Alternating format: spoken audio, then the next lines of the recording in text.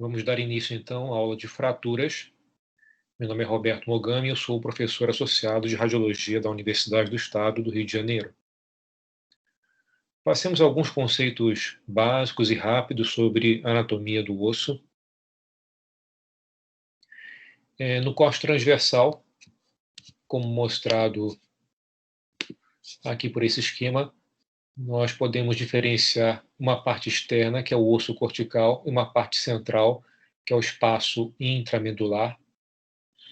Na região das metáfises, como a gente vê aqui, por exemplo, nós temos um predomínio do chamado osso trabecular, que é um osso que se arranja com diversas, como se fosse uma trama, né, com diversas prateleiras entrelaçadas e que dá sustentação a essa região particular. Em relação aos tipos de fratura que podemos identificar, podemos classificá-las a princípio em dois grandes grupos: as fraturas completas, em que você tem o traço de fratura acometendo toda a extensão da circunferência de um osso longo, como é o que a gente encontra aqui e aqui, por exemplo, ou quando isso ocorre nos ossos chatos, quando o traço de fratura se estende de uma cortical até a outra. Então, isso é o conceito de uma fratura completa em osso longo e osso chato.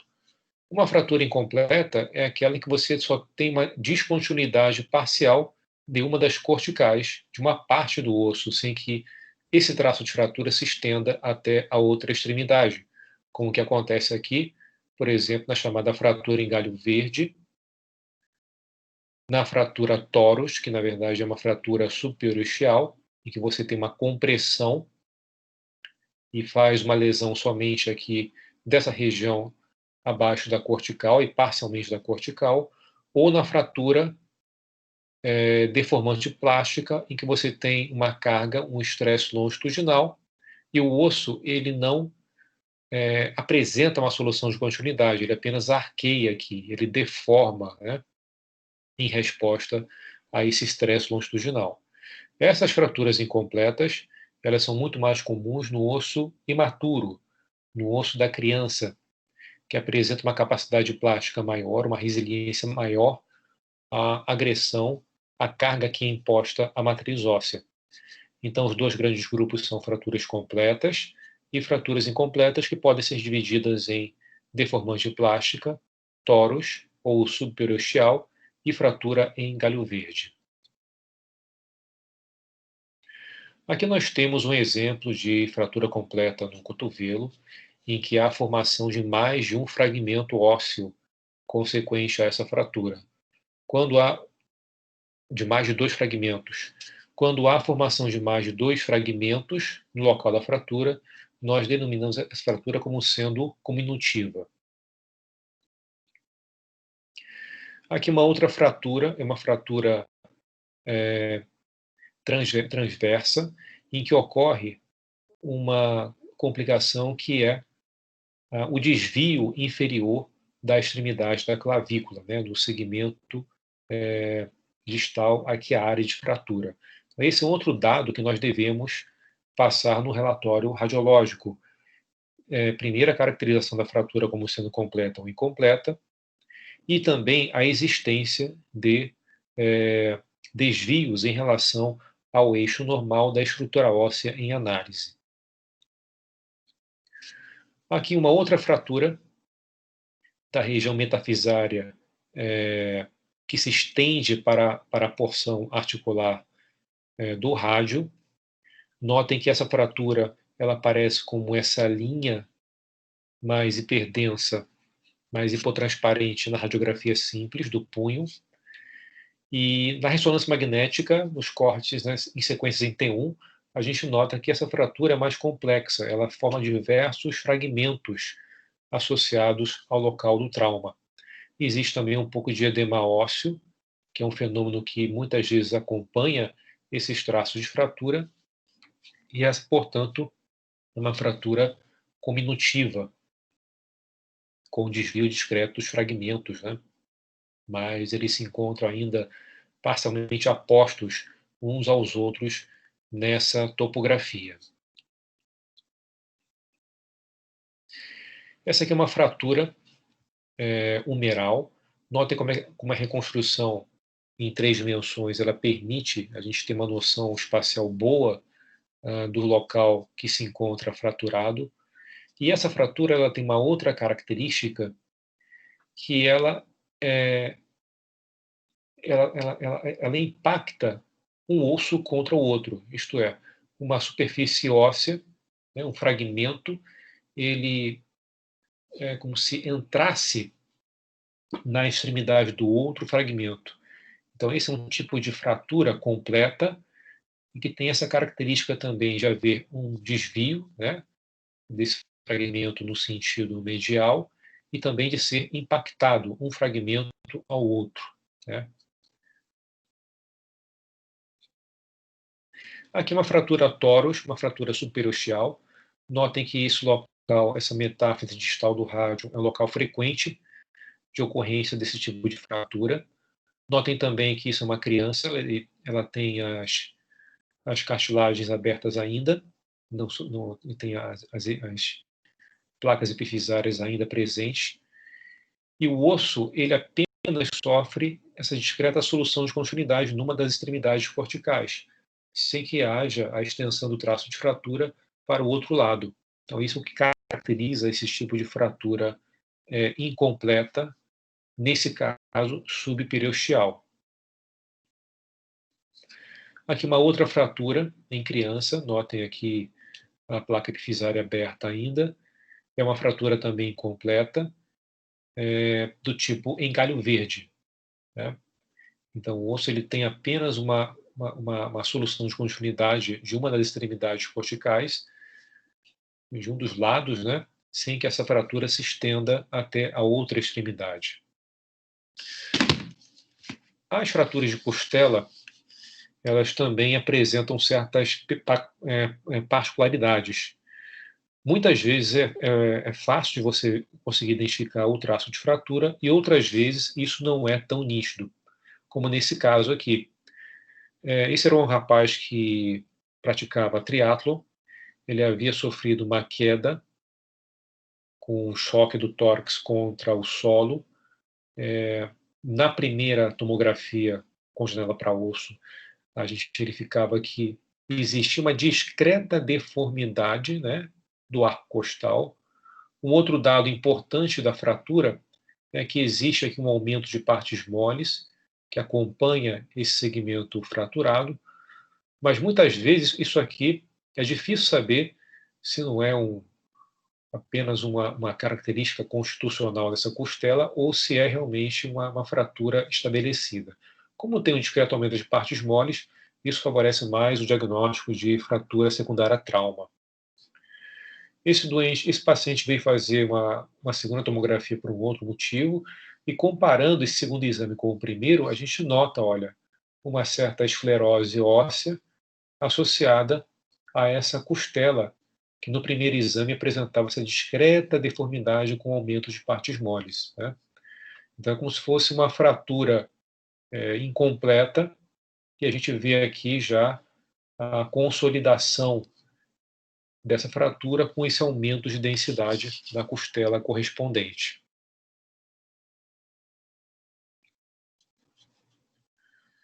Outra fratura que apresenta aquela característica de impactação, né? A gente nota uma deformidade aqui do acrômio e a glenoide, ela parece ter entrado aqui no corpo da escápula. Então deve ter havido uma compressão, né, um trauma com compressão importante da glenoide contra o restante da escápula e que provocou também uma solução de continuidade traumática nessa região do acrômio. A tomografia computadorizada de tórax mostrava aqui na região do ombro, olha, a fratura do acrômio e aquela impactação da cavidade glenoide em direção ao restante da escápula, ao corpo da escápula. A reconstrução em 3 dimensões, mostrando nesse plano sagital a solução de continuidade no nível do acrômio, a fratura acromial. Direção do traço de fratura. Toda vez que a gente identifica uma linha de fratura, é importante também, um outro dado importante é que se descreva a direção do traço de fratura, que pode ser transversal, oblíquo, em espiral e longitudinal. Um dado importante é sempre descrever no laudo se esse traço de fratura, como acontece aqui, ele se estende ou não até a região da superfície articular do segmento correspondente. Aqui nós temos uma fratura oblíqua da fíbula. O fragmento se apresenta discretamente desviado, né, anteriormente.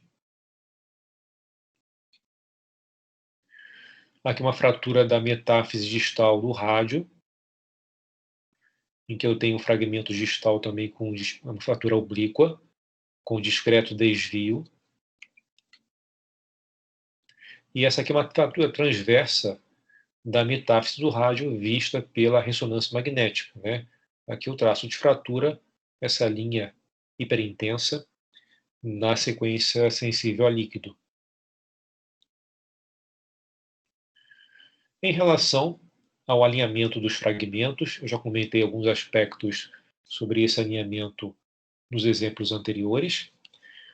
O alinhamento sempre é dado pelo fragmento distal em relação proximal. Então, por exemplo, aqui a gente nota que existe um desvio medial do fragmento distal. Então, uma fratura completa, transversal, com o desvio medial do fragmento distal. Aqui no caso, mesmo tipo de fratura, na diáfise do fêmur, só com o desvio lateral do fragmento distal. Outra maneira de se descrever isso, quando existe uma angulação, como aqui, por exemplo, se é uma angulação em valgo ou em varo, né? Ou medial ou lateral também. Aqui o alinhamento ele pode ser com fragmento distal em rotação interna ou rotação externa.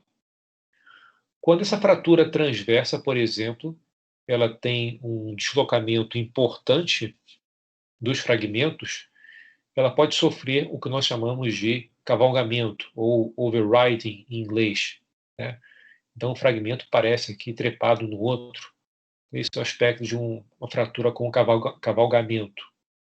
Ou então, quando não há a posição dos fragmentos proximal e distal, né, quando existe um espaço separando aqui esses dois fragmentos, nós denominamos isso uma fratura com distração, né, quando ocorre essa falta de aposição dos fragmentos fraturados. Aqui, por exemplo, uma fratura transversa da diáfise proximal do húmero, com um desvio medial importante, olha, do restante do fragmento. No caso aqui, o proximal, né? E aqui o controle mostrando a osteossíntese dessa fratura. Aqui uma fratura oblíqua, infratrocantérica, mostrando desvio lateral do fragmento distal. A reconstrução em 3D mostra de forma bastante nítida, né, essa característica da fratura com o desvio. E esse aqui é um paciente que sofreu um trauma de tórax, em que ele apresentou um aumento de partes moles já no exame físico aqui na região frontal, e a tomografia mostrava uma fratura incompleta, com o desvio para dentro, né, do fragmento distal do externo. Notem também uma outra coisa interessante, que esse corpo vertebral ele apresenta um colapso aqui no platô superior, né? Isso é comum de acontecer, por exemplo, naquelas fraturas em que o paciente apresenta muita osteoporose dos corpos vertebrais e você tem aquelas fraturas por compressão, em virtude da diminuição da densidade óssea. Então, isso é uma complicação frequente em colunas de idosos, por exemplo, esse tipo de fratura-compressão, que na verdade é um tipo de fratura por insuficiência, que nós vamos ver mais à frente. Aqui uma fratura com cavalgamento, né? Os dois fragmentos apresentam aqui esse aspecto meio trepado um em cima do outro, uma fratura completa, transversa, com cavalgamento. Um outro dado que eu já havia comentado anteriormente é a presença do edema ósseo. É claro, o edema ósseo ele não é visto pelo exame de radiografia simples. Esse edema ele acontece na porção trabeculada do osso. Ele é consequente às microfraturas dessas trabéculas ósseas, com rupturas de pequenos capilares e extravasamentos de líquido para o interior do espaço trabecular. Então, se tem muito edema consequente à infiltração de líquido, né, pelo trauma. O edema, na verdade, ele é um sinal inespecífico, ele pode estar presente também em outras condições. Na aula anterior nós comentamos sobre os edemas da artrite reumatoide, que na verdade constituem osteites, porque existem células inflamatórias predominantes naquele edema, e esse aqui é diferente. No trauma você tem a microfratura dessas trabéculas e o extravasamento de líquido para o interior do espaço de osso esponjoso.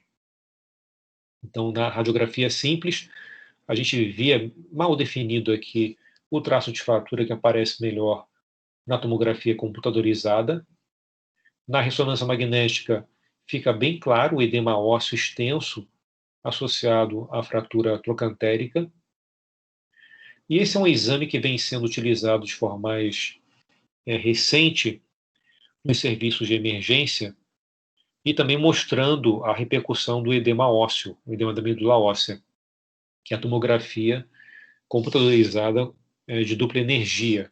Aqui apontado pela seta, esse mapa de cores, mostrando o extenso edema que já era visto também em correspondência na ressonância magnética. Então, o edema ósseo é um outro fenômeno que é visto pela ressonância e pela tomografia de dupla energia e que acompanha essas fraturas, esses traços de fratura. Uma outra característica das fraturas é a possibilidade de causar avulsão óssea.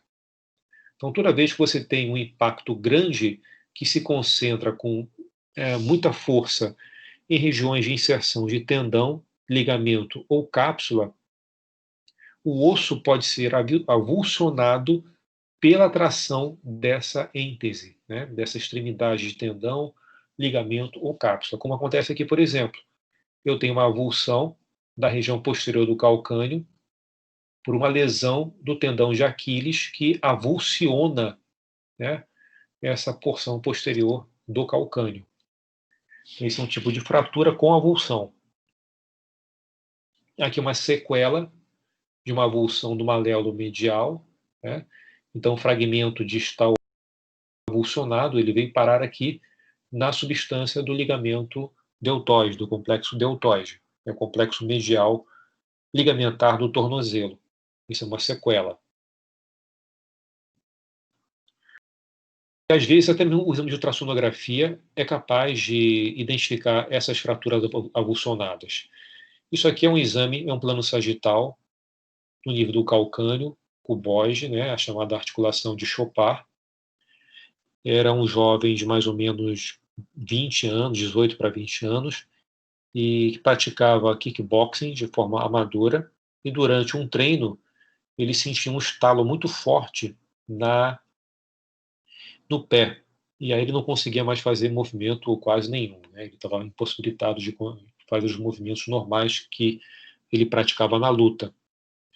Ele veio fazer uma avaliação de ligamentos do tornozelo pela ultrassonografia, e justamente aqui nesse ponto, entre o calcâneo e o cuboide, existe um ligamento.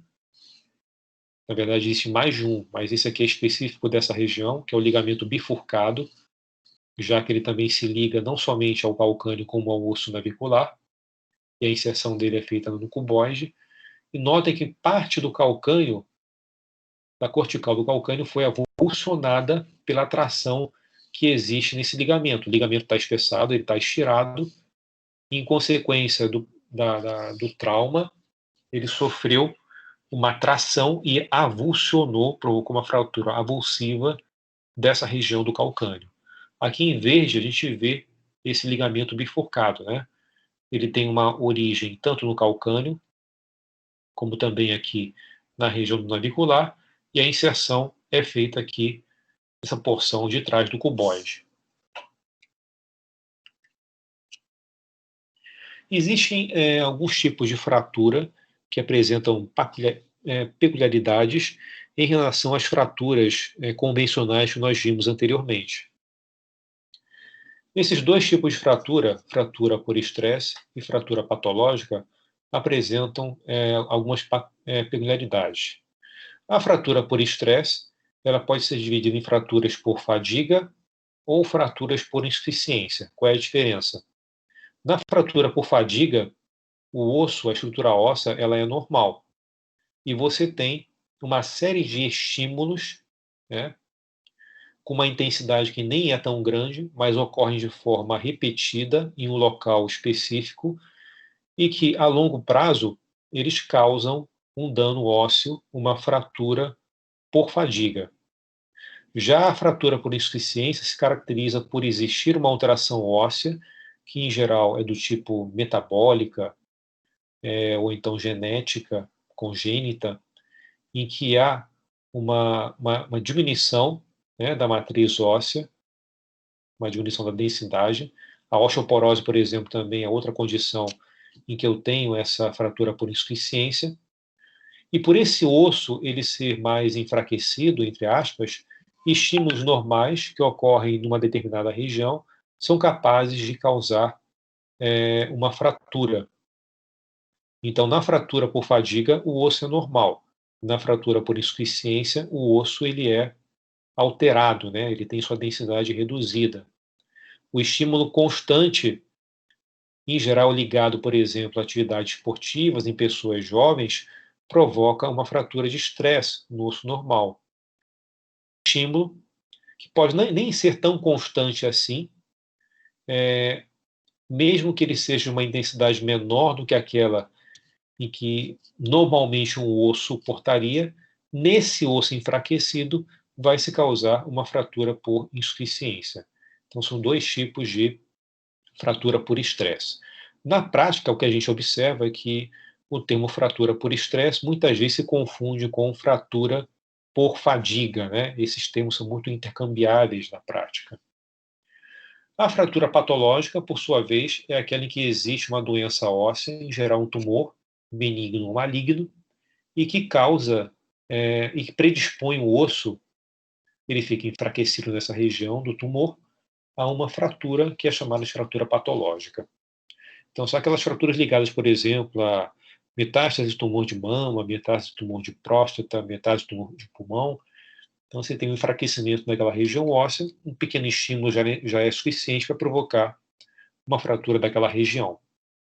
Aqui nós temos um exemplo de fratura por insuficiência e uma fratura uma paciente que utilizava uma medicação de reposição para a osteoporose, que é um bifosfonado, e ele causa uma fratura atípica na porção lateral do fêmur, né, da região infratrocantérica, mas principalmente na região lateral.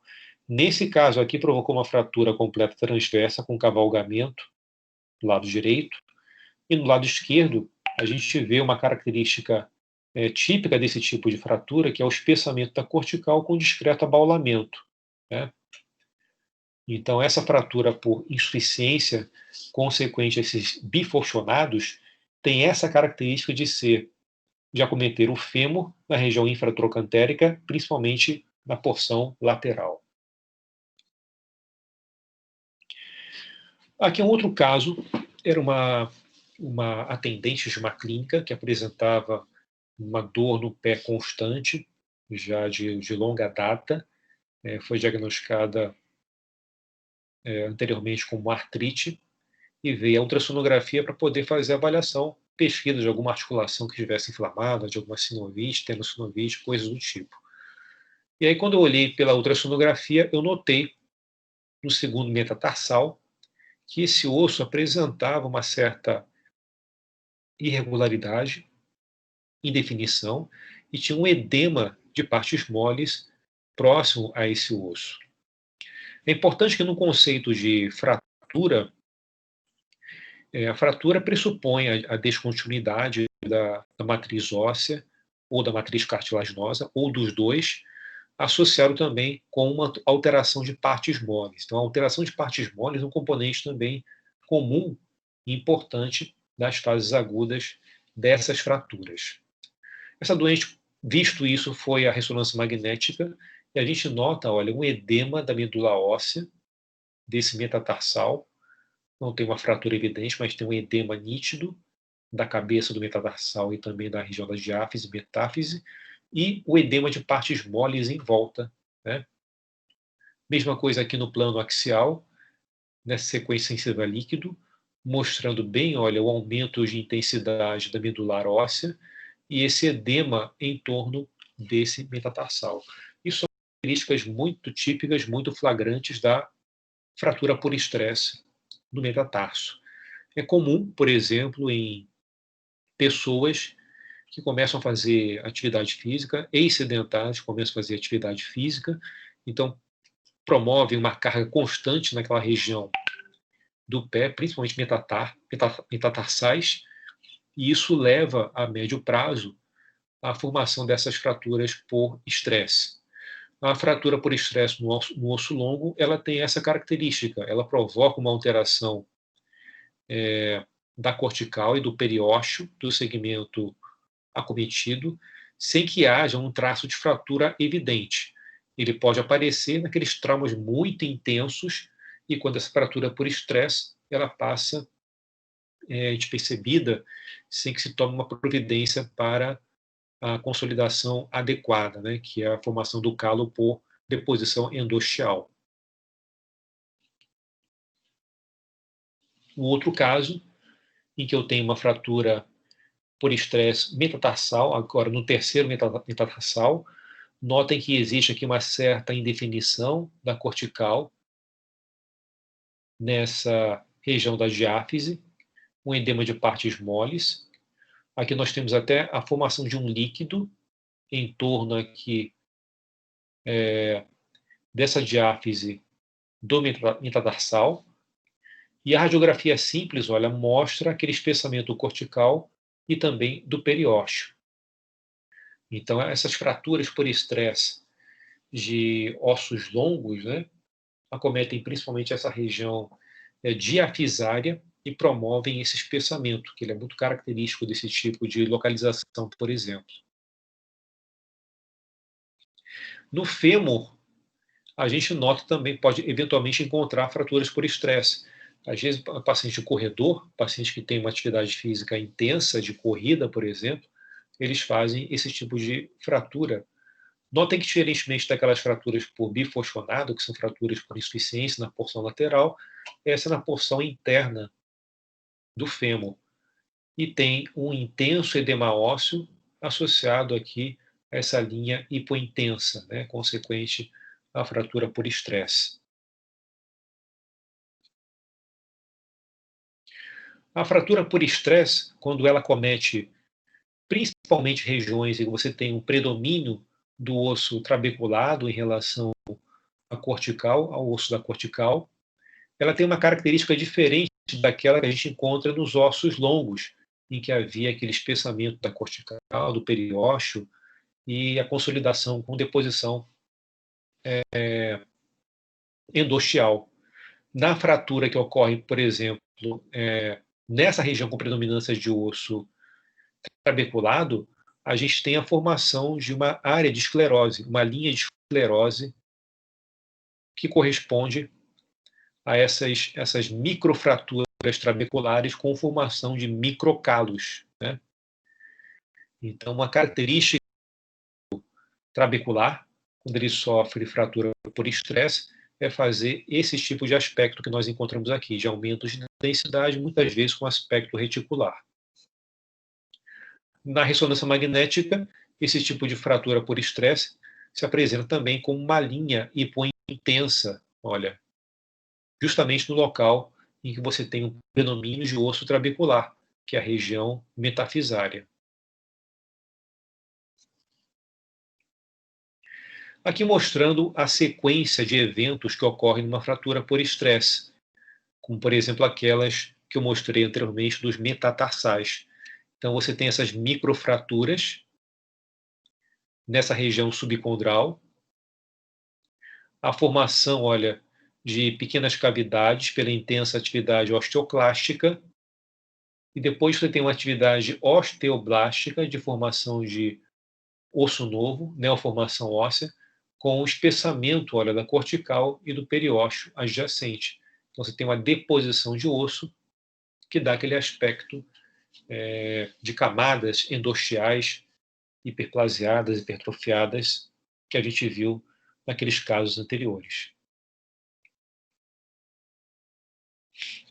Aqui mostrando, né, um processo de reparação em progressão de uma fratura por estresse, também de metatarsal.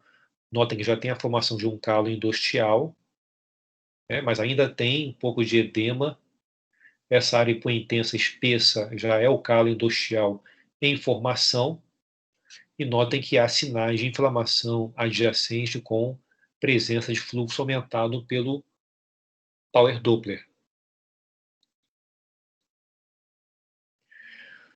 E falando sobre essas consolidações, sobre as cicatrizações das fraturas, normalmente elas passam por 3 fases.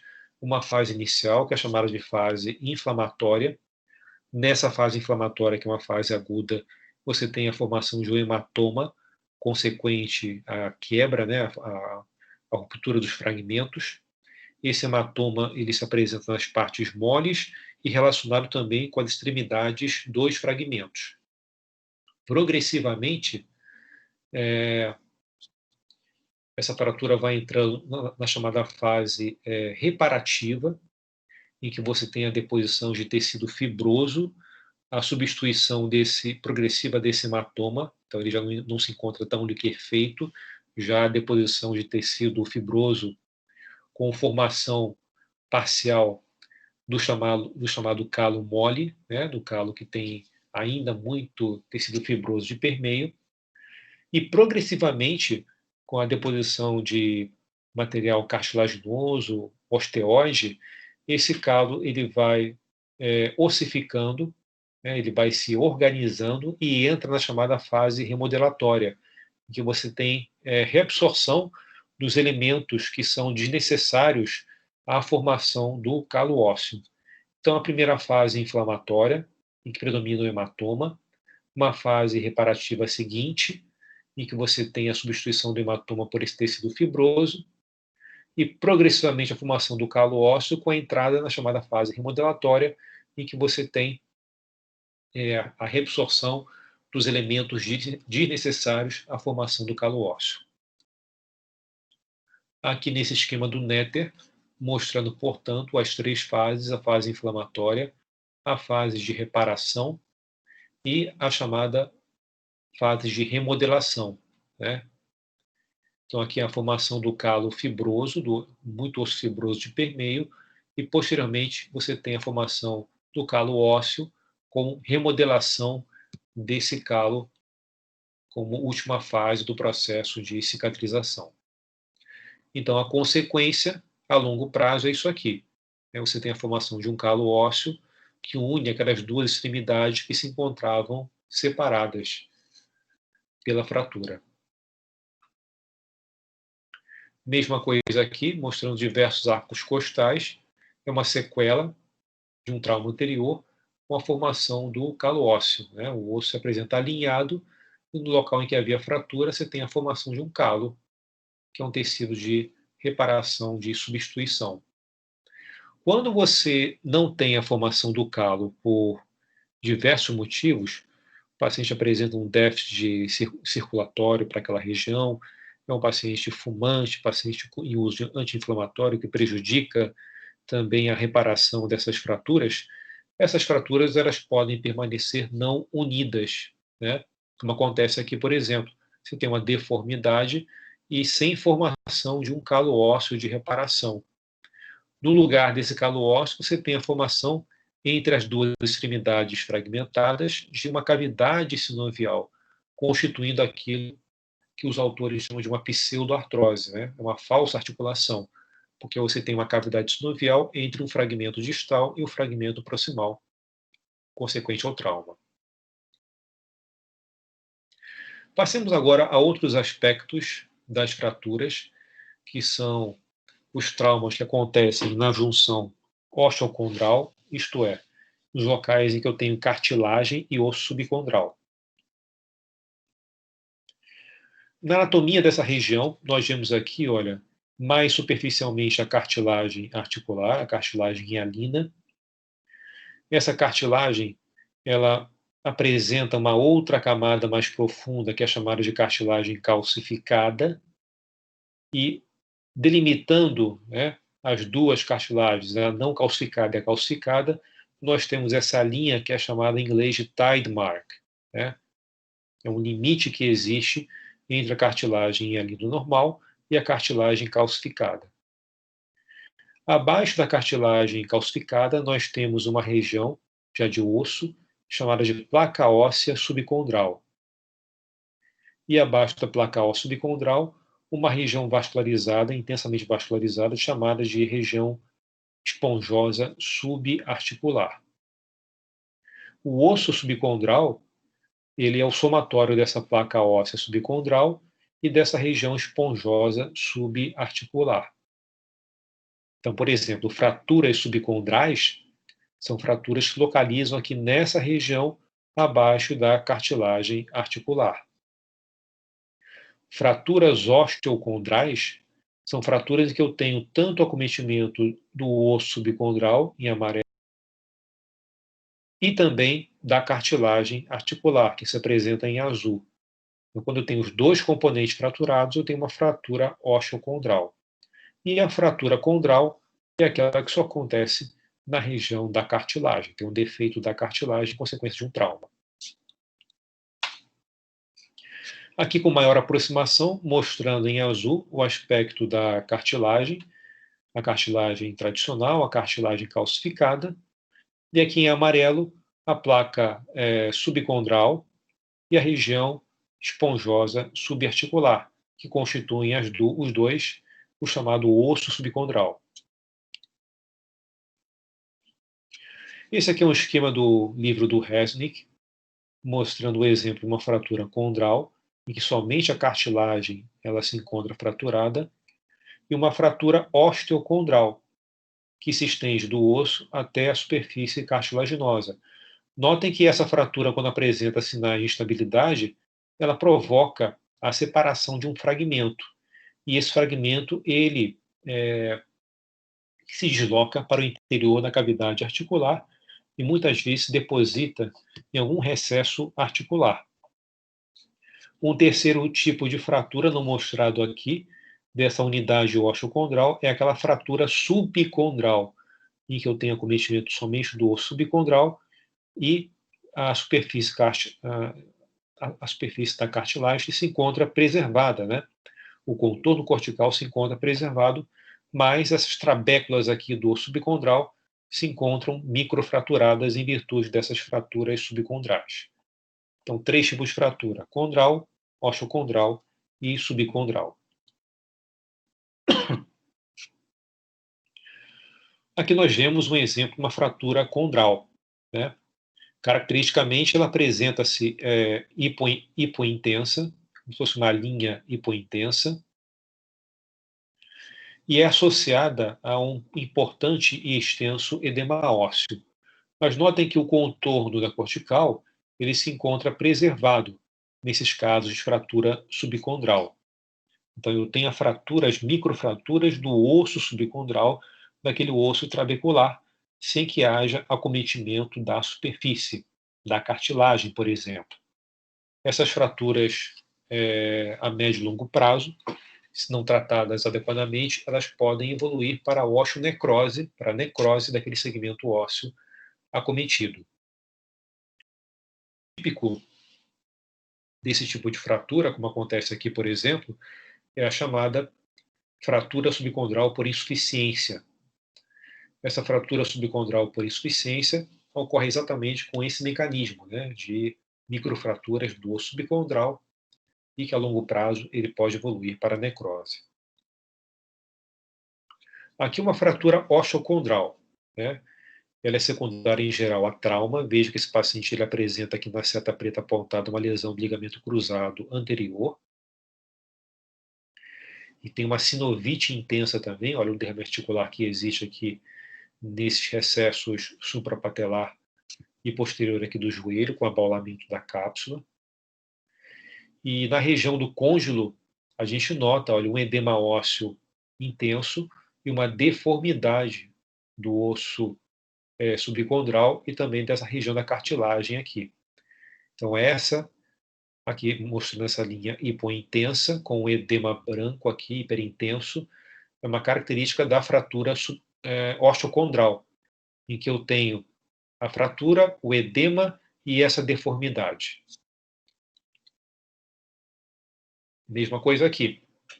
Era um doente que tinha uma lesão de ligamento cruzado posterior, com outras lesões ligamentares do joelho, havia sofrido um deslocamento, uma luxação, um derrame importante, sinovite, e mostrando aqui, na região posterior do côndilo femoral, uma deformidade com edema ósseo intenso, olha, consequente a uma fratura osteocondral. Muitas vezes há um choque das superfícies ósseas quando esses pacientes fazem essas luxações do joelho, e esse choque provoca essa lesão osteocondral, essa lesão da unidade osteocondral, levando esse aspecto que nós vemos aqui, por exemplo. Em resumo, em relação às fraturas, o que é importante descrevermos no relatório radiológico? Primeiro, a localização. Dizer se a fratura ela é diafisária, metafisária, epifisária. Segundo, o aspecto do traço de fratura. Se é uma fratura completa, se é uma fratura incompleta. Sendo uma fratura incompleta, se é uma fratura em galho verde, deformante plástica, uma fratura superostial ou em torus, ou se é uma fratura completa, se ela tem aspecto cominutivo, isto é, mais de dois traços, mais de dois fragmentos presentes no local de fratura, se essa fratura é do tipo transversa, do tipo oblíqua, em espiral. Então, essas características têm que ser descritas quando eu falo sobre o aspecto do traço de fratura. Terceiro, em relação ao alinhamento e deslocamento. Então, eu tenho que olhar o alinhamento dos fragmentos, principalmente do fragmento distal. Se tem um desvio medial, um desvio lateral do fragmento, se há um cavalgamento, se há uma deformidade, uma angulação em valgo ou em varo. Então, essas são características que eu tenho que descrever consequente ao alinhamento. E o deslocamento, eu tenho que ver o grau de aposição dos fragmentos fraturados proximal e distal. Muitas vezes, esses fragmentos se apresentam totalmente separados num fenômeno que nós chamamos de distração.